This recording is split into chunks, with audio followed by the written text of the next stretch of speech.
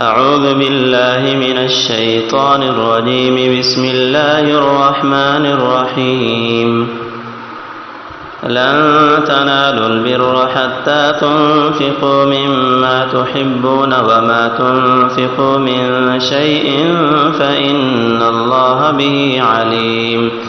كل الطعام كان حلا لبني إسرائيل إلا ما حرم إسرائيل على نفسه من قبل أن تنزل التوراة. قل فأتوا بالتوراة فاتلوها إن كنتم صادقين. فمن افترى على الله الكذب من بعد ذلك فأولئك هم الظالمون. قل صدق الله فاتبعوا ملة إبراهيم حنيفا وما كان من المشركين. إن أول بيت وضع للناس للذي ببكة مباركا وهدى للعالمين. فيه آيات بينات مقام إبراهيم ومن دخله كان آمنا. ولله على الناس حج البيت من استطاع إليه سبيلا ومن كفر فإن الله غني عن العالمين. قل يا أهل الكتاب لم تكفرون بآيات الله والله شهيد على ما تعملون. قل يا أهل الكتاب لم تصدون عن سبيل الله من آمن تبغونها عوجا وأنتم شهداء وما الله بغافل عما تعملون. يا أيها الذين آمنوا إن تطيعوا فريقا من الذين أوتوا الكتاب يردوكم بعد إيمانكم كافرين. وكيف تكفرون وأنتم تتلى عليكم آيات الله وفيكم رسوله ومن يعتصم بالله فقد هدي إلى صراط مستقيم.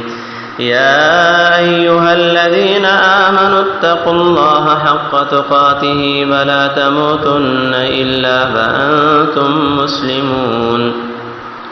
واعتصموا بحبل الله جميعا ولا تفرقوا واذكروا نعمة الله عليكم إذ كنتم أعداء فألف بين قلوبكم فأصبحتم بنعمته إخوانا وكنتم على شفا حفرة من النار فأنقذكم منها. كذلك يبين الله لكم آياته لعلكم تهتدون. ولتكن منكم أمة يدعون إلى الخير ويأمرون بالمعروف وينهون عن المنكر وأولئك هم المفلحون. ولا تكونوا كالذين تفرقوا واختلفوا من بعد ما جاءهم البينات وأولئك لهم عذاب عظيم. يوم تبيض وجوه وتسود وجوه فأما الذين اسودت وجوههم أكفرتم بعد إيمانكم فذوقوا العذاب بما كنتم تكفرون. وأما الذين ابيضت وجوههم ففي رحمة الله هم فيها خالدون. تلك آيات الله نتلوها عليك بالحق وما الله يريد ظلما للعالمين. ولله ما في السماوات وما في الأرض وإلى الله ترجع الأمور. صدق الله العظيم.